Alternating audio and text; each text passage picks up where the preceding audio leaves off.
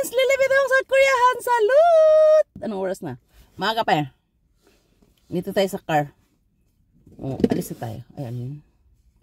Tumabi ako sa car ng asawa ko. Busy siya. Kaya, masyado pang maaga eh. Kaya hindi mo na ako lalabas ng car. Dito muna tayo. Anong sabi ko, friends? Part 2 to ah. Marami akong uni dito sa parking lot. Nakikita ko sila. Mga kasama ko sila dati. Ako, pinili kong maging regular kasi pag nagtrabaho ka dito sa Korea, friends, na regular, ang ganda. Magganito tayo pag lumabas tayo kasi maano ba? Ano ba yun? Malate ka talaga, Lily. Dito sa Korea, friends, pag nagtrabaho ka, ikaw mamili. Gusto mo maging alba, gusto mo maging regular. Alam mo yung alba? Sideline. Iharap lang natin sa atin na kasi anong tawag to? Alis na tayo. Yung ano ko, friends, nilagay ko dito kasi malamig ba. Itong damit ng ano. Ito yung, friends, damit ng fire station, nilagay ko dito. Nakita niya yan? Fire station yan. Kasi malamig. Teka lang, friends, yung topic natin na alba. Teka lang. Tama na ba yung pag-ano natin? Kasi yung asawa ko, friends, nagre-reklamo ni pinipicturean niya yung car ko. Sabi niya, tukpara! Tukparo parking daw. Hindi pala tayo nakaano. Ganda. Teka lang. I-off muna natin, friends, ha. Handali lang yung topic natin, ha. Nasaan na ba yung ating ano? Handali yung topic natin, ha. Pakinggan mo. Yung alba, friends, sideline yun siya, pero araw-araw din yun, no? Pag alba ka kasi, wala kang benefits. Dito sa Korea, pag regular ka sa trabaho, pag regular ka sa trabaho, friends, pagkatapos mo ng ano, tingnan lang, friends, ha? Kaya pala ang lamig kasi hindi ko pala na-close yung aking. Akalain mo, friends, ganyan pa yung suot ko, oh. Kasi winter pa sa akin. Pag regular ka kasi, friends, sa trabaho, pagkatapos mo, halimbawa, tapos ka na ng kontrata mo, halimbawa 10 years, ano, yung equivalent ng 10 years na sahod mo, ibabalik sa'yo yan. After your, lamig din tayo nga, after your kontrata. Wala namang kontrata, friends, pag regular ka. You have to work. Na-close na ba natin yung car natin?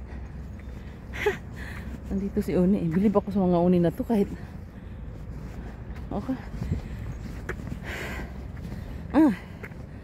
Lamig na eh. Di pa tayo naka-gloves. I-video pa more. Sabi ko?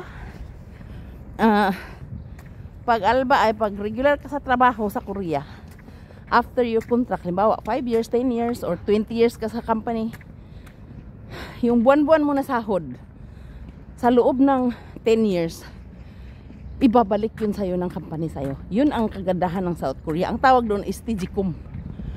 Huwag tayong maganda naman maganon, pero kaso malamig talaga. Hello, friends, live in South Korea. Salud! Ang sakit sa ngipin. Ang sakit sa ngipin.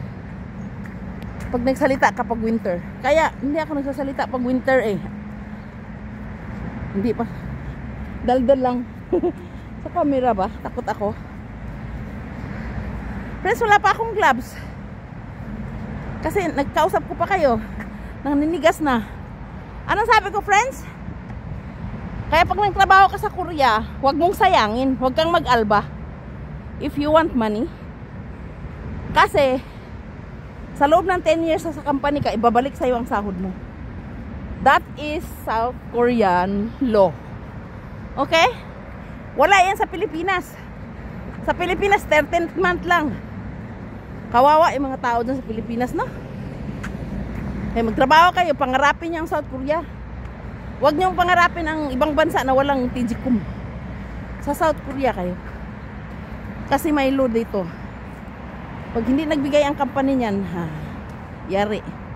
Bawal yan. Papasok tayo sa CR.